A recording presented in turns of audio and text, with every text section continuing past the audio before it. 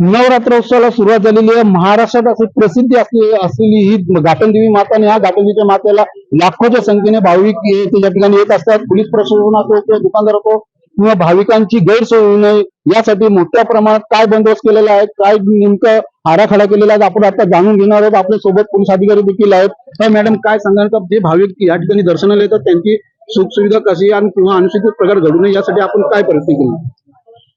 माननीय पोलीस अधीक्षक श्री बाळासाहेब पाटील तसेच अपर पोलीस अधीक्षक श्री आदित्य मिरखेडकर सर यांच्या आदेशाप्रमाणे आणि मार्गदर्शनाप्रमाणे आपण या बंदोबस्ताचा आराखडा तयार केलेला आहे.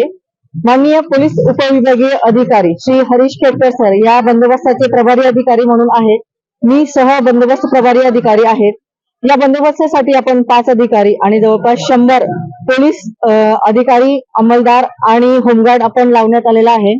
या बंदोबस्ताकरता आपण वाहनांसाठी स्वतंत्र पार्किंगची व्यवस्था केलेली आहे. 2 व्हीलर आणि 4 व्हीलर पार्किंग अशा स्वतंत्रपणे करण्यात आलेली आहे.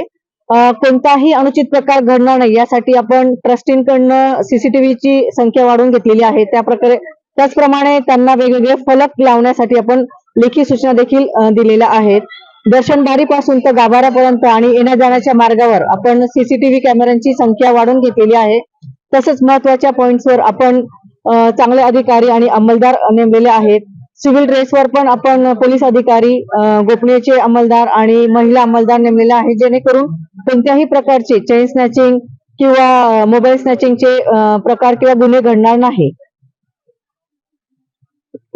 भाविकांची गैरसोय होऊ नये व कोणताही अनुचित प्रकार घडू नये यासाठी सीसीटीव्ही कॅमेरे देखील बसवण्यात आलेले आहेत. एकूण या ठिकाणी 5 पोलीस अधिकारी व 100 पोलीस कर्मचारी तैनात करण्यात आलेले आहेत.